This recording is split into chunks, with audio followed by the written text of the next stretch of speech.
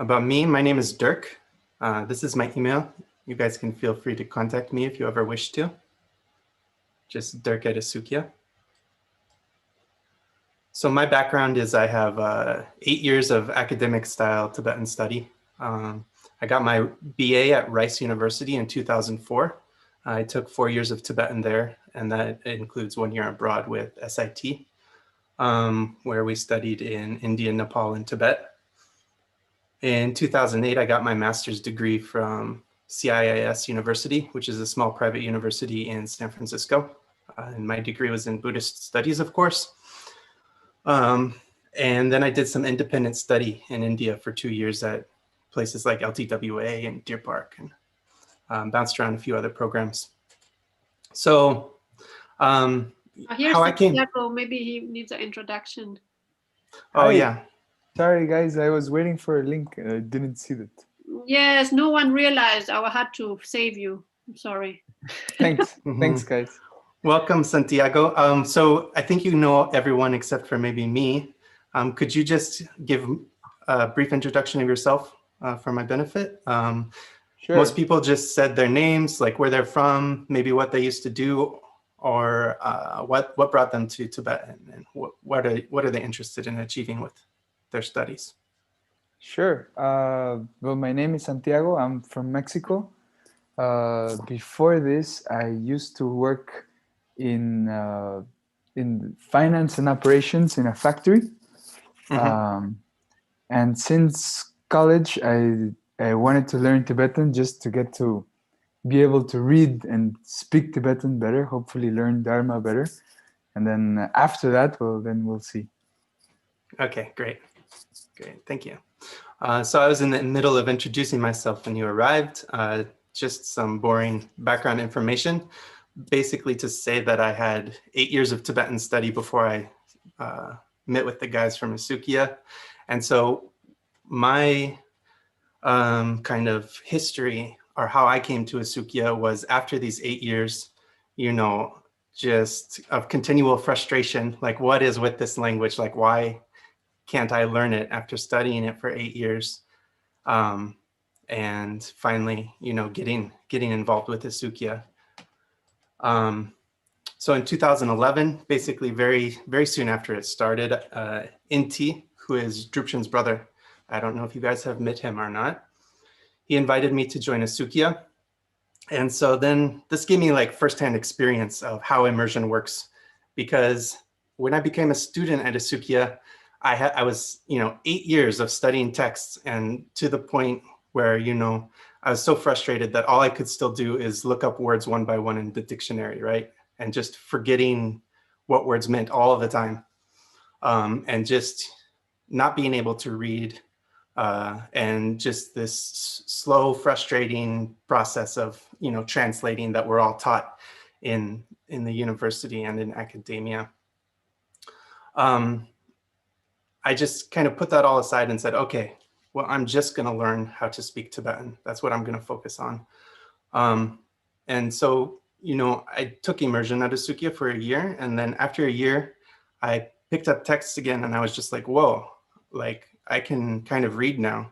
Like, not perfectly, of course. And there's a lot of words I still don't know, but what I was able to do after learning how to speak, I was able to kind of like put in the punctuation, parse it in the right thing, see where the phrases were just naturally. And my word recognition was way higher. And also just having a sense of the feel, like, is the author trying to be funny? Is he trying to, be scholastic? What's the tone or the tenor of this text? So after this firsthand experience of like real contrast of 8 years of this and then a couple of years of this, I was like really won over to the Asukia methodology. And in the meantime, over the past 10 years, so 2011 to 2021, I've continued working at Asukia. A lot of reading, a lot of research, a lot of presenting at academic conferences about linguistics and pedagogy and materials development, beginning literacy. How these issues are all thought about in, the professional realm, that the the experts in fields outside of Tibetan studies, and we're taking that knowledge and applying it to Tibetan language education. So, you know, not to like bore you with anything, but my publications, my conferences, my translations, just to give you guys a sense that, you know, what we're doing isn't coming out of nowhere. You know, we have 10 years of experience doing this. And then a bit about Asukia. And of course, Drupchen and Ngawan Chenlei and Amelia and Senge and all these other people maybe can tell you about their own professional background or how they got involved in Asukia. I think it might be helpful for you to hear those personal stories. Just to learn more about our organization and our approach and why we, you know, believe so strongly in it and why we think it works.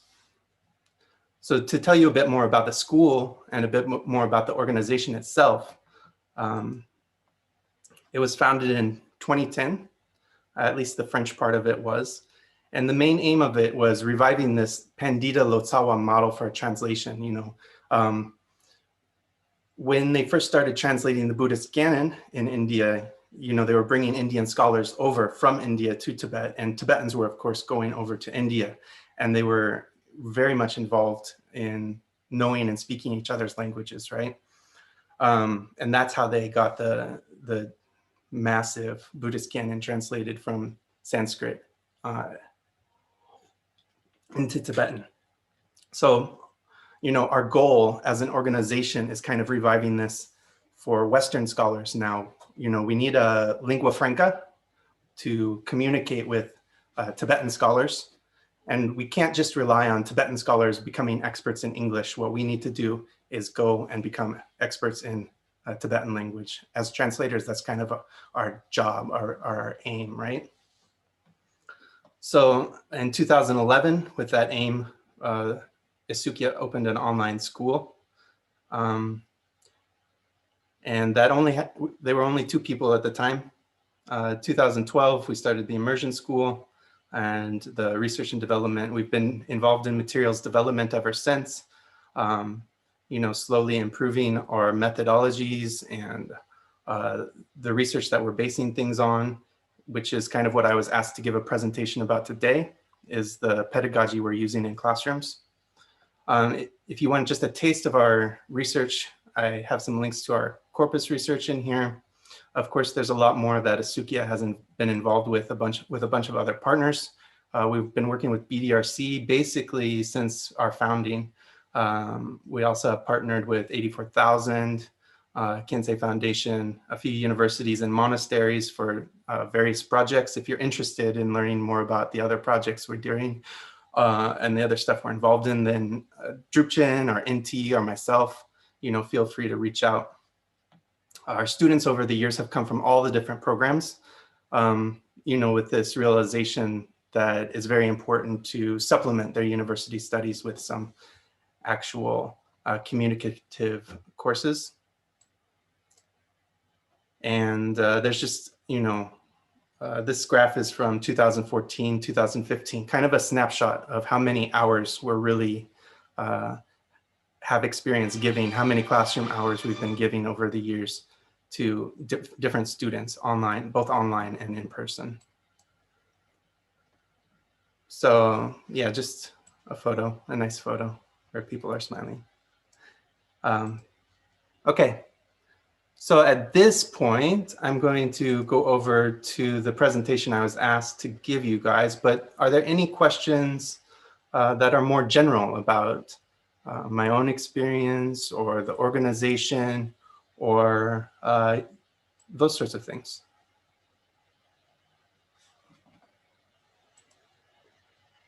You can just raise your hand, I guess. Anybody? You can go on. Seems quite clear. Okay, good. Okay, thanks. So what I was asked to talk to you guys today about is our pedagogy, kind of our, not really brand new, but kind of our up and coming way of organizing our classroom. So I was asked to talk about flipped classroom and why it's so important. So maybe just briefly, have you guys read about flipped classroom? Have you been asked to I've read read anything about it? Maybe someone can give me just a very quick summary of what you know. 1 or 2 sentences. What's being flipped? Or what does a flipped classroom mean? But do you hear me or not? Yes, hear you. Yeah, I've read your papers about that. What I kept from it is that you are not, you first go through information by yourself Yep. to prepare, having a meeting and being able to process it and to really use it with the teacher afterwards. Yeah, that's right. That's right. Good.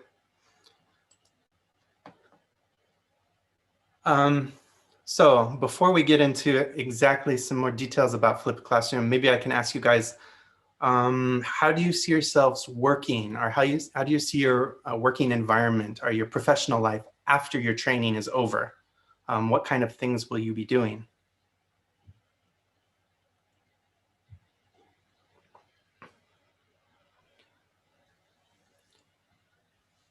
Does anybody want to answer? Well, Dirk, I Yeah, wish Santiago. I wish I could tell you, but I really have no idea. So Okay. Fair enough. Fair enough. I guess the way it's thought is to receive a text to translate by ideally, Sure. and to afterward go through it, try to understand, and then go through it again with Kenpo in Tibetan, able to chat issues with him and go back to him every time we have an hesitation about any meaning. That's right. Good. So I'm sorry, I can't say your name with French, but Coralie was brought up a very good point about collaboration, right? So Lotsawa Pandita model is that we're working together with native speaking scholars who are experts in their own living tradition. Yeah. And so one thing about the modern translation workplace is that it's collaborative, or at least, ideally, we believe it's collaborative, that you're working with scholars from the native tradition who are experts in the texts and in their own tradition. Are there any other important aspects, do you imagine, of modern translation? Maybe something new.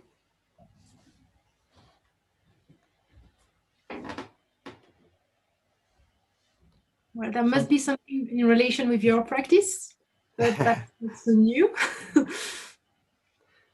Informatics, yeah, every assisting tool to translate. Right, exactly, you got it. So the few things that I came up with myself were the same things as Coralie, that modern workplaces are collaborative. We work with people and they're project-based. There's a tangible output that we want to create. We want to collaborate to create a tangible output. We work on projects, right? And they require online or tech skills. And we have to be adaptable to those sorts of things as well, because even the things we learn today are going to be out of fashion tomorrow. So here's a more detailed list, but you guys can look at, I've sent the link. I'll send a link and you guys can go through more detail later. But this comes from a text about modern workplace, 21st century. Okay, so our belief is that the training that we're doing, or the training that we're giving, should reflect the work that we're going to be doing, right? So that, the transition from study to work is very easy.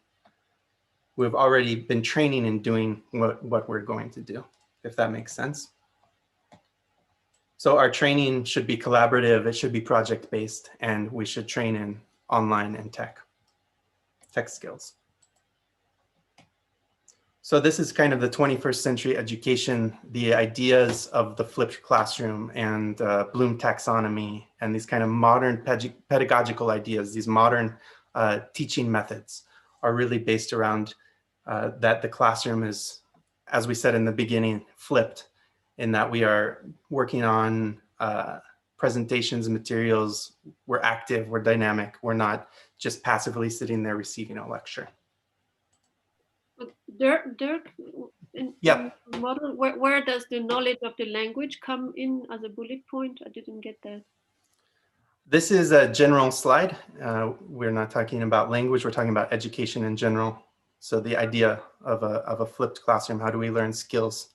Ah, okay, it's general. Okay, it's not specific to translating, this one. This one's not yet specific to translating. We'll get there in a bit. Okay, thank you. Welcome. Okay, so something I wanted to ask you guys to think about, you know, what are you good at and how did you get good at doing that thing? Does anybody want to share with us a talent that they have or a skill that they have and how they became really good at it? Or, you know, don't be modest. Just, it can be anything. It can be a sport, it can be a musical instrument, it can be any kind of skill.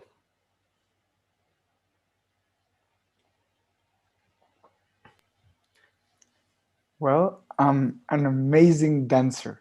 A dancer, great. I'm an amazing dancer. Which style?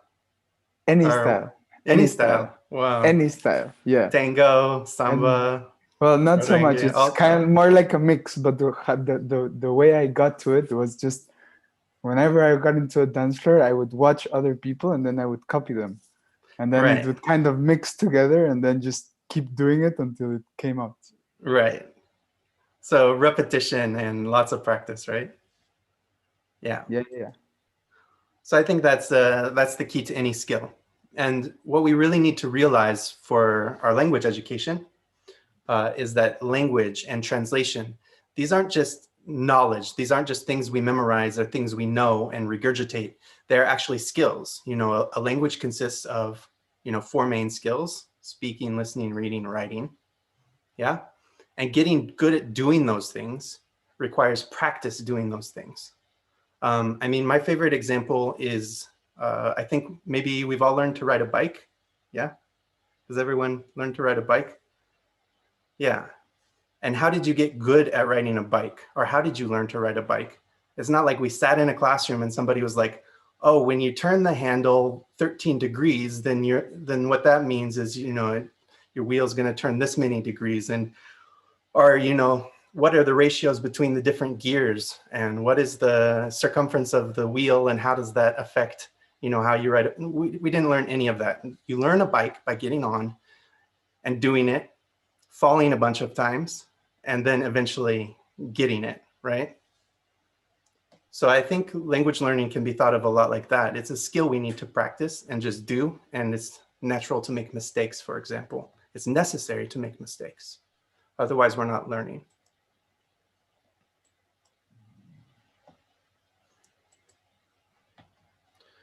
All right, so now we come to our flipped classroom, where we kind of put these ideas into practice. So I think we're all aware, we've probably all had some style of traditional education, especially in university, where we're just getting a lecture, and then we have activities as homework. So in the traditional classroom, things are very passive, yeah, and can be monotonous or boring. Has everyone here education at some point? Sure. Yeah. Does anyone want to share an experience of traditional education and its positives and negatives? Yeah, I think sitting, listening to a teacher is doesn't use your full brain capacity. It's just a very little part. And it's kind of, not the best way to learn. Right. So actually there was one Stanford professor and he kind of is very vocal proponent of modernizing the university education system. And he kind of did a study on his students. How much did they retain from his lectures? And I think the maximum was 10%. The best students could regurgitate about 10% of the information. So that's not very efficient, right? So what we're doing in the flipped classroom is that we are, setting aside the lecture. This is something passive. If there's a lecture component, it can be done at home. It can be done on your own. And we are doing in the classroom actual activities where we are engaged with each other and engaged with the teacher who is guiding us, right? Kind of giving us small corrections to go on the path. Yes, Coralie? Sorry, no, I'm just curious. If he noticed that he calculated that they only retain 10% in a traditional classroom, did you try classroom to compare? Yeah, I don't know if what he does is, I don't know that he calls it flipped classroom, but it's the same principles. Yeah. So he totally revamped the way he teaches. I think he's a physics professor. And so a lot of his classes are now activity based, like they're building model rockets and taking them out and actually flying them to study the physical principles of things and stuff like that. I can send, if you're interested, I can send you a link to his, there's even a few popular articles written about it in a few newspapers. How much it improved their retaining? I don't know. I don't want to say off the top of my head because I don't remember, but it was more than 50%. So improvement from 10% to, I want to say it was like 70 or 80% even, but I don't quote me on that. I have but it was better. It's better. I don't remember the numbers, but it was better. Okay.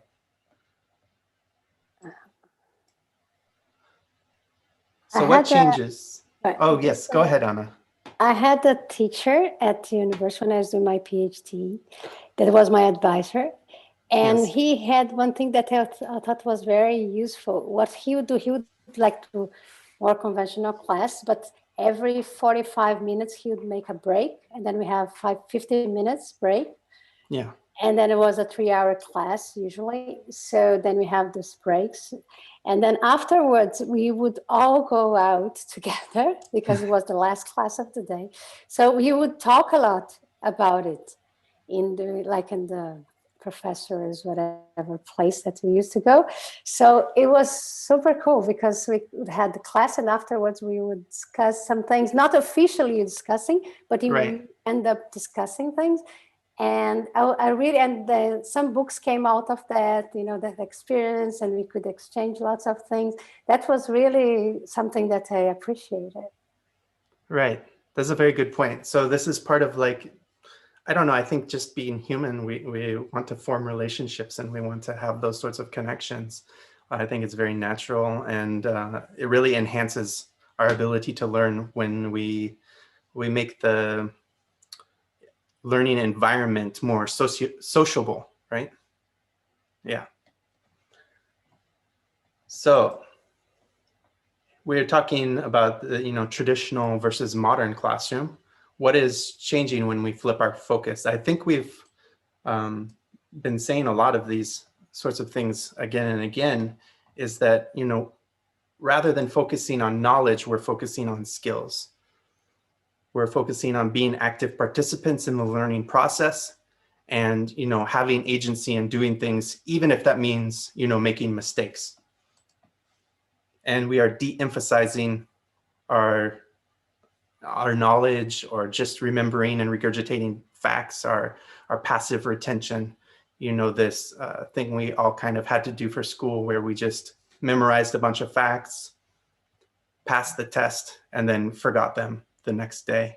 I don't know if you guys have that same experience, but I definitely remember, a few weeks after the test is over, I go back and I'm like, oh, I don't remember any of this. I was able to pass the test, but I definitely didn't learn any of it. So this tradition of memorization it used to be very important, yeah. Before the technology of paper and before modern technology especially, there was really no other way to remember, to have things again, access to things again, to access to information again, unless we remembered them. And that was through oral traditions of storytelling and repetition. They still do this in a lot of the Tibetan traditions, right? They just memorize the whole text, and then you have access to this whole text in your memory, and you're like, oh, where was that? Oh yeah, I can just recite you the quote. So what modern technology has allowed us to do, and kind of how we are all, even if we're doing it not consciously, we're rearranging our lives, we're exporting all our retention or all our memorization to machines, to computers, to our phones. You know, for example, I don't know if I have anyone's phone number memorized anymore. I remember being a kid, I had my friend's phone number, my home phone number, you know, all our neighbors' phone numbers. I just had them memorized, right? Because you would dial them all the time. I haven't had to memorize a phone number except for my own in such a long time that I don't remember anybody's phone number. I don't know if you guys have the same experience. Oh, the goal of the kind of modern thinking on education is that this is a totally acceptable thing, is that we should be taking advantage of these tools, not just in our lives, but also in our learning education process. So we're also using something called Bloom Taxonomy. This is just a way to evaluate what we're doing before and after class.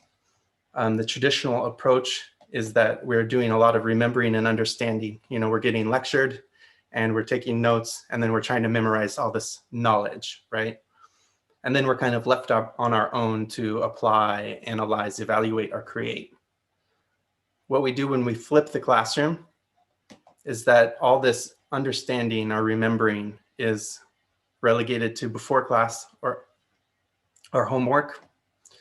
And then during class, what we're practicing, we're analyzing, we're applying, we're evaluating and creating, we're doing projects with other people, we're engaged, and we're doing active things, right?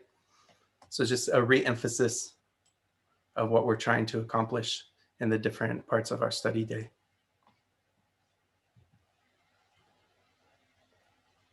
So just re-emphasizing what I was already saying about technology and online education and the workplace. You know, computers allow us to take the boring aspects of traditional study and, you know, give that job to machines. I'll give you an example. You know, if you use CAT tools, I don't know if you guys have started learning about CAT or translation memories.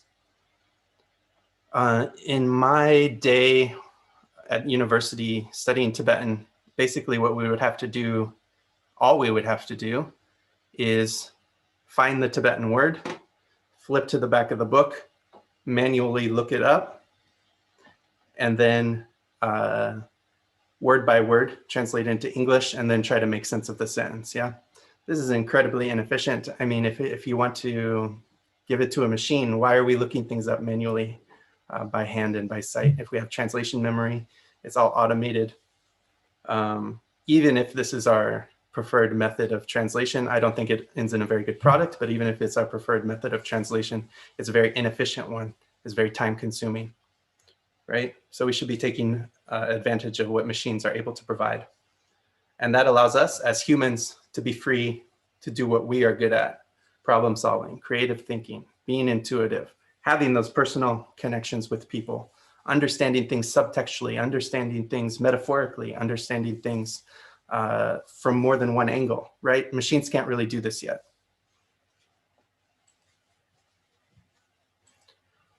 So these slides are just making the same point I just said. Machines are good at processing a lot of data and doing it quickly. They're good at repetitious, boring, monotonous work, crunching numbers, and doing things that are consistency or rule-based, or rearranging big data sets. Human beings, on the other hand, we're good at having human experiences. We can empathize with people's feelings and experiences using language, right? Language as a communicative tool. At its core, this is maybe what language is I have an idea or a message or a concept, and I want to get that idea across to you. How do I do it? I use language. We can decode sociocultural cues and subtextual messages, right? That a machine can't. This is why it's so important that we study some spoken Tibetan, yeah? Because we need that, we need access to that feeling and that intuition about what sounds right, what doesn't sound right, through phonological features of language, yeah?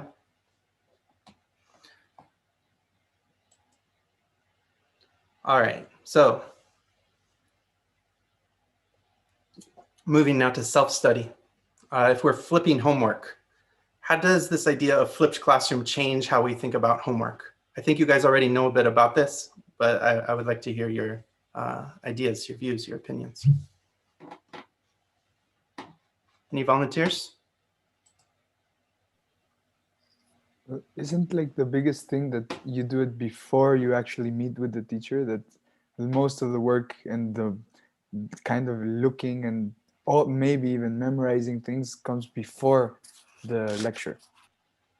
Right. So one of the ideas is that we kind of review beforehand what we'll be learning with the teacher, and if we're doing any, understanding or memorizing, this is kind of our time to do it.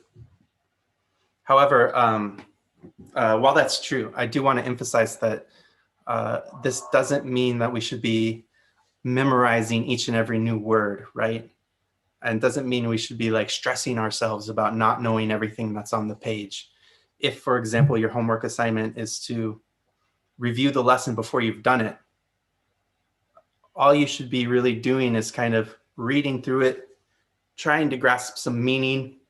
If you see a new word coming again and again, or a new grammar structure coming again and again, then you can focus on that one and say, oh, this might be important because I'm seeing it again and again, and I don't recognize it yet. Maybe this, maybe that's something.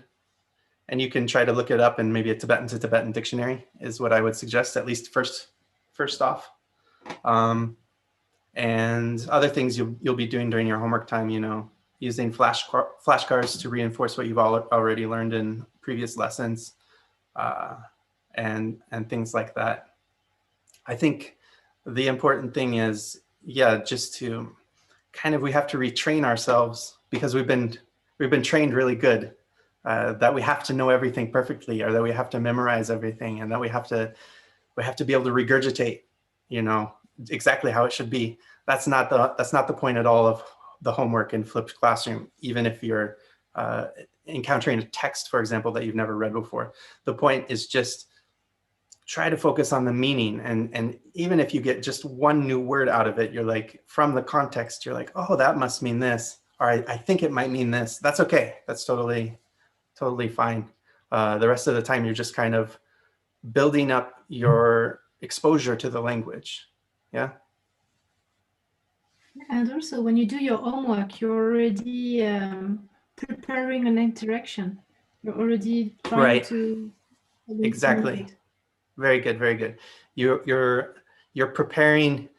You know, when you're first, especially when you're first starting out, it becomes less important later on. But there are times where you're just like stuck. You're like, you know what you want to say, and you know that you know how to say it, but it's like on the tip of your tongue, or it's not quite coming, and all you're doing is kind of preparing. You're like, oh, maybe I can talk about this when I'm in class, right? Maybe I can practice this new word while I'm in class. Maybe this is an opportunity to use what I learned last lesson, right? You're thinking of, that's kind of how you're preparing, right? You're thinking of ways that you're going to participate and you're going to communicate. Exactly right. Mm-hmm.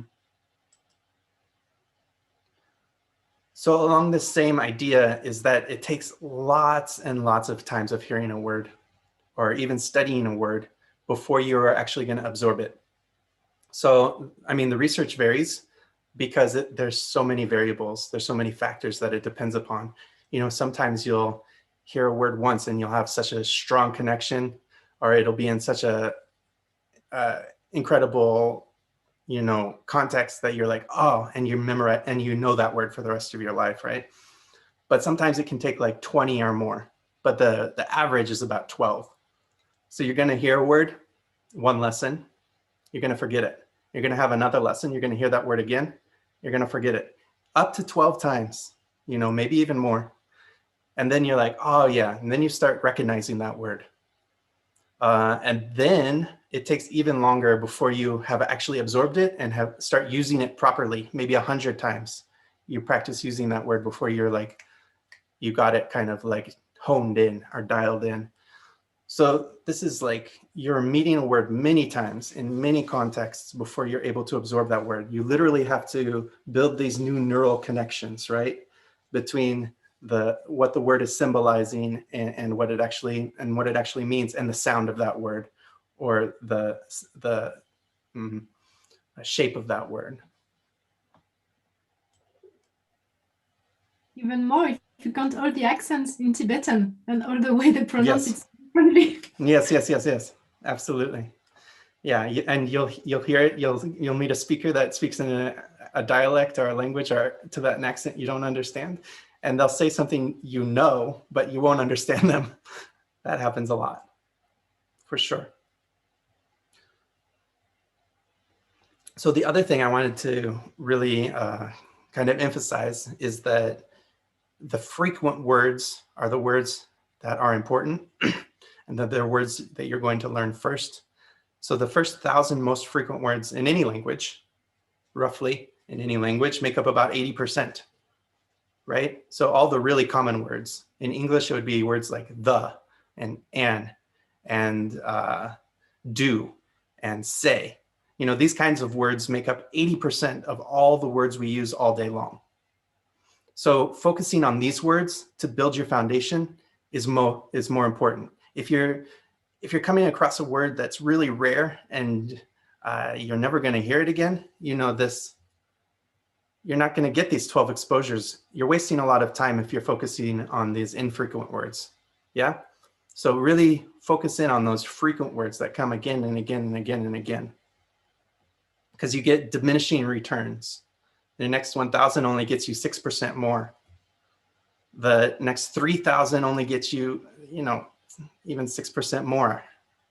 And then the rest of building up your vocabulary to native speech level of 20,000 or more words is really, this is something we're doing much later in our studies. Yeah.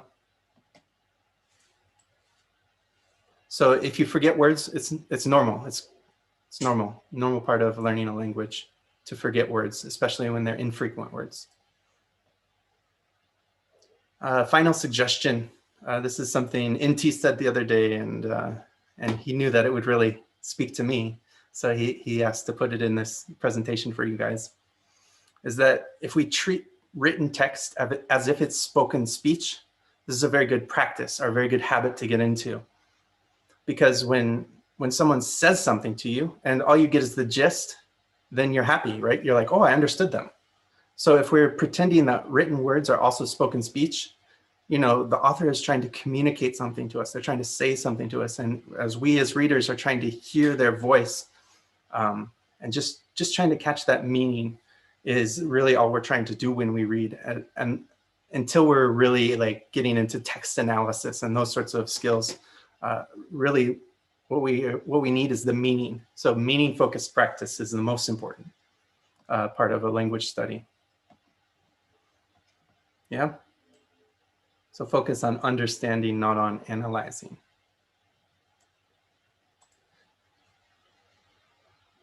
I just have a cute graphic that is kind of trying to get that point across. I don't know how it is for you guys. When you read, what comes to your mind? Like when you read in your native language, like when I read in English, when Santiago reads in Spanish, when I assume, when some of you guys read in Portuguese or any of your other native languages, what's happening in your mind? Like, let's say you're reading a very engaging novel. Can anyone tell me what's happening in your mind as that happens? Internal monologue, as when I think. Sorry, I didn't. Images. Yeah. Images are coming to your mind. Maybe you're hearing a voice in your head, right? Maybe even the characters speak in different voices. I don't know. For me, that's true. I don't know if it's true for you guys. You hear a voice in your head as you're reading, you hear those words sounding out in your mind, in your mind's eye. You almost sometimes can have a movie happening in your mind if it's a really engaging story. It's like, oh, this guy went there and then he did this and and it's all coming alive in your mind, right? So we have that for our native language. And our goal with Tibetan is to build up these connections so that we have it for Tibetan too. So that we have this, when we read, it's not just like some dead figures on a page, but it's actually speaking something to us. We're actually having these images come to us. We're having some feelings, some emotions come to us, right? I don't know if anybody's into poetry, but like reading something can make you feel emotions, right? It can make you feel sad or happy or angry. It can bring all these weird connections to your mind, yeah, and sensory connections. So I think that's one of our goals in our language study, is this meaning focused input, this meaning focused exposure, where we're getting that taste of the language. This is just. Oh, yeah, sorry. Go ahead. No, that's where the spoken really helps, because then if you speak, you start to think, and then you can really get. Yeah. I mean, I like this way of kind of hearing it back. It would be great to read that text in Tibetan and hear it in Tibetan or dream in Right. Tibetan. To dream in Tibetan, that should be a goal. It's really cool when it happens the first time. What it happened to you? Yeah, of course. It doesn't happen so often right now because I'm not in India right now, but when I'm speaking Tibetan every day, then it definitely happens. Does anybody know the Tibetan word for poetry? I was just thinking about this today.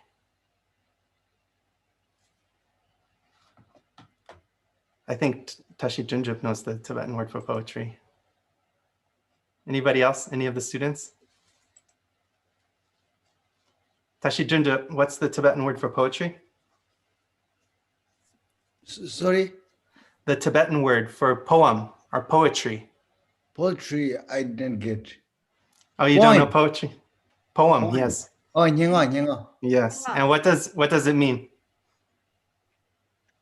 What does it mean literally? If you translate nyinga literally, what does it mean? What's nyin mean? It means sweet voice. Literally. Yes. Sweet But sounding words, right? Is different. Yeah. Figurative meaning is different. Yeah. Sweet sounding words, right? Okay. So here I have one of my favorite examples. I was at one time I was tutoring a guy who was taking a class in it was a famous university, and it was an upper level class. I'm not going to say which one because I don't want to out them or something like that. But he had this Dakla Me,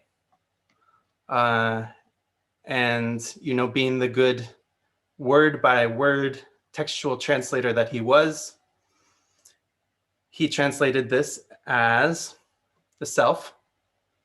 As for the self, it doesn't exist. So he translated it as the self doesn't exist.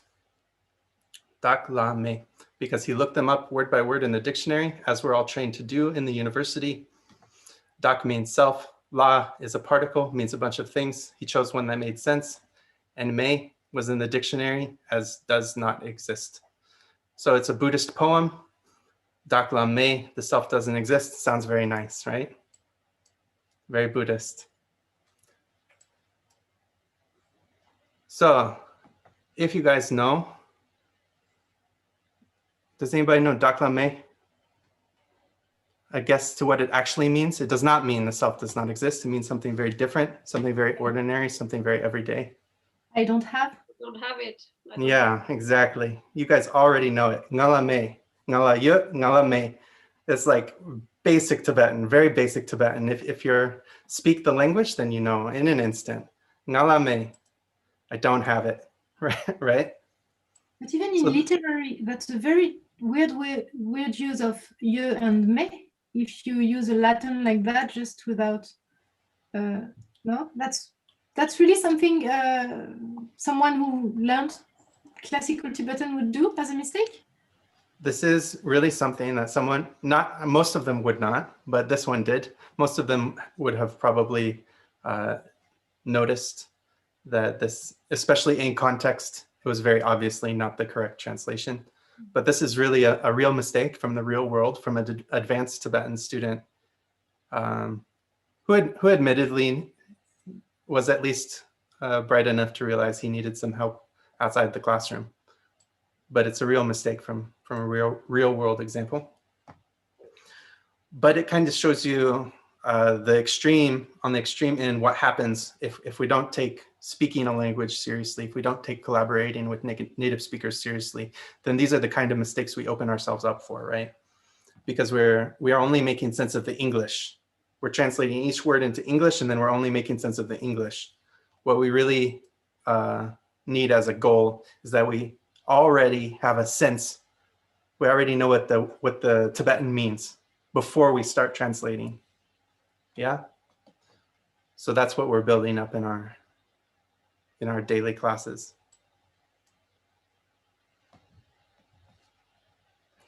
So linguistically, what's happening is we kind of have real sense experiences every day.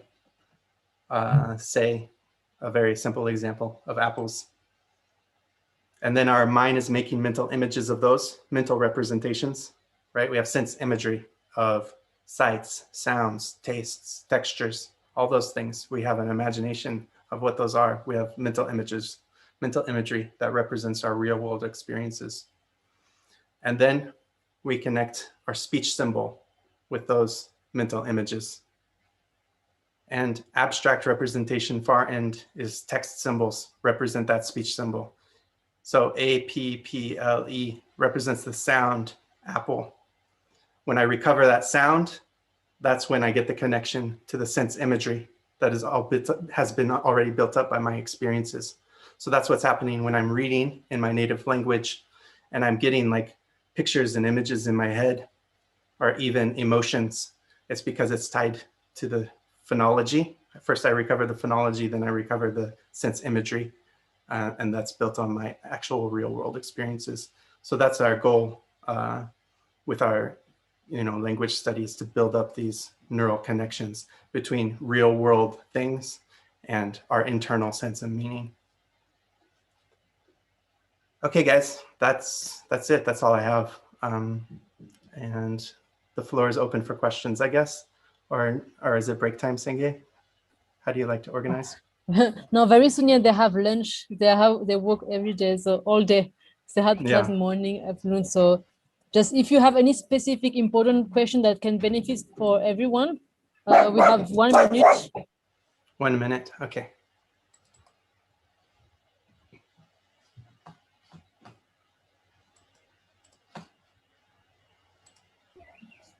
I think they are very hungry. They had 3-hour class just before, so okay, yeah, the mind needs food, definitely. Yeah, definitely. Okay, so thank you so much, Dirk. So yeah, useful welcome. presentation. Thank you, Dirk.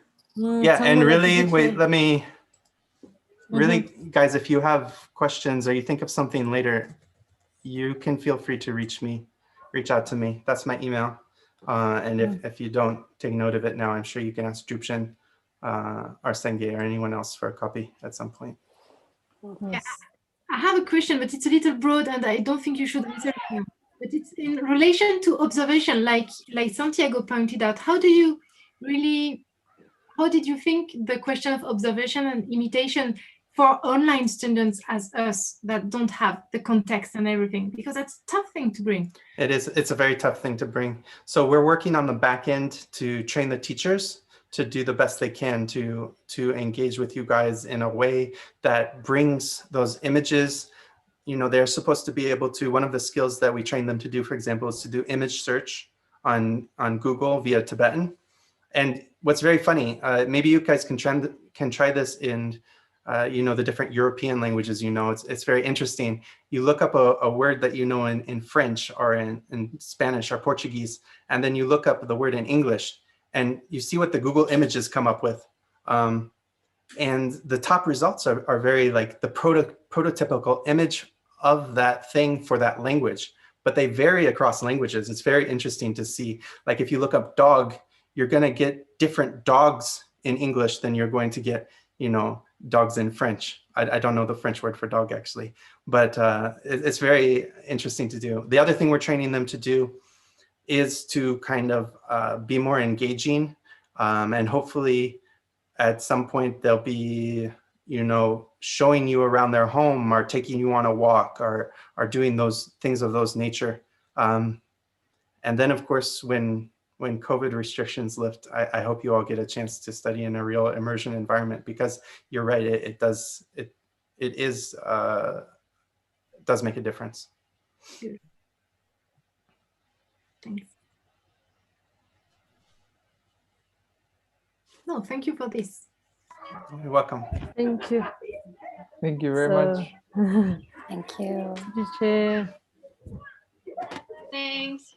Nice to meet you guys, and best of luck in your studies. And yeah, feel free to write me anytime about any of these kind of things. If I'm involved in the textbook creation, I'm involved in the teacher training, all these things. So whenever you have a question about any of those things, you can feel free to write me.